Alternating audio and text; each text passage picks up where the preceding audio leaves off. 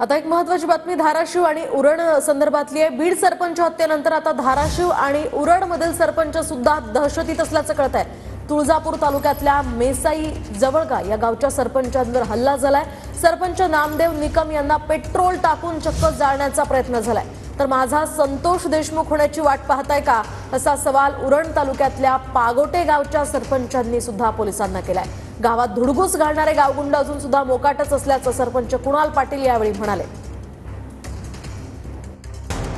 बीडमधील सरपंच संतोष देशमुख प्रकरण ताजं असतानाच आता धाराशिव मधील सरपंचावर हल्ला झाल्याचा प्रकार समोर आलाय।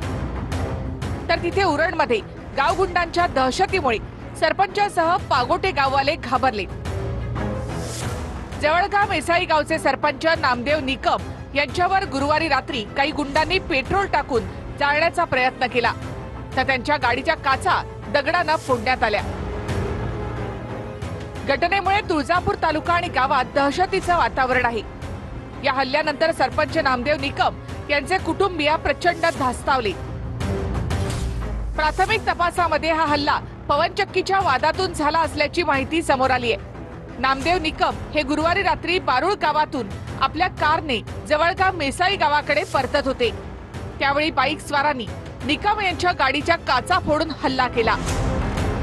काम चालू आहे सरपंच साहेब, जरा दम करा। मला त्यांच्यावर काही विश्वास नव्हता म्हणून म्हणलं कुठं काम चालू आहे। मी बघायला गेलो, बघायला गेल्यानंतर ते काम तिथं ऍक्च्युली चालू होतं।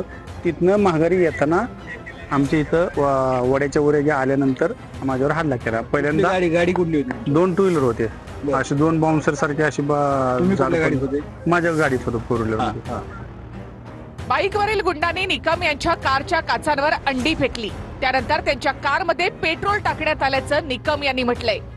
पहिल्यांदा हिकडनं डाव्या साईडने एक जण आला, उजव्या साईडने एक जण आला, हॉर्न वाजवतात। ब्रेक टच केल्यानंतर एक जण दोघं बी पुढे आली आणि फटाफटा अंडी मारली। पहिल्यांदा ह्याला सांगितलं की बाबा तू ह्या साईडला बस, मी गाडी चालवतो। मी गाडी चालवायला बसलो, महागाच्याने लगेच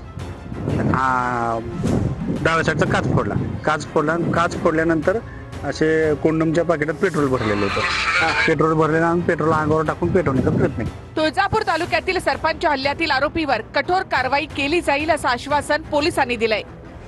या ठिकाणी सगळे अँगल त्या ठिकाणी चेक करून बघत आहोत आणि तुमच्या माध्यमातून मी आवाहन करेन की अशी कोणतीही दहशत किंवा कुठलीही गुंडागर्दी धाराशिव जिल्ह्यामध्ये चालणार नाही आणि ती चालू दिली जाणार नाही। अतिशय कठोर कारवाई त्या ठिकाणी केली जाईल। माझा संतोष देशमुख होण्याची वाट बघताय का असा सवाल उरण तालुक्यातील पागोटे गावच्या सरपंचानं पोलिसांना केलाय। गावात धुडगूस घालणारे गावगुंड अजूनही मोकाट असल्याचा आरोप सरपंच कुणाल पाटील यांनी केला आहे। गावगुंड आणि बाहेरील गुंडांनी माझ्यावर हल्ला केला होता। आमच्यावर गंभीर गुन्हे दाखल होऊन सुद्धा अजूनपर्यंत त्यांना अटक होत नाही। याला जबाबदार कोण? जसा बीडमध्ये सरपंचावर जो हल्ला झाला आणि त्याचा जीव घेणे आणि त्यांचा मृत्यू झाला, असा उरण तालुक्यातल्या कुणाल पाटील यांनी माझी वाट पाहत आहात का? दरम्यान कायद्याचा धाक राहिला नाही। पोलीस खात्यामध्ये फक्त भ्रष्टाचार सुरू असल्याचा आरोप राऊतांनी केलाय। तर कुणीही सुटणार नाही, कठोर कारवाई करण्याची सरकारची भूमिका असल्याचं बावनकुळेंनी म्हटलंय। कायद्याचा धाकच राहिलेला नाही, कारण पोलीस खात्यामध्ये जो भ्रष्टाचार वाढलेला आहे, प्रत्येक ठिकाणी पोलिसांचा व्यवहार हा पैशाच्या माध्यमातून होतो आहे।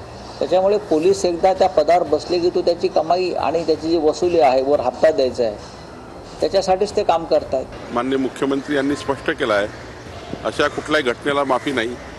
त्यामुळं कडक कारवाई होईल, या प्रकरणामध्ये कोणी सुटणार नाही अशा भूमिका सरकारची आहे। सरकार पूर्ण क्षमतेने काम करत आहे आणि दोषीला योग्य शिक्षा मिळेल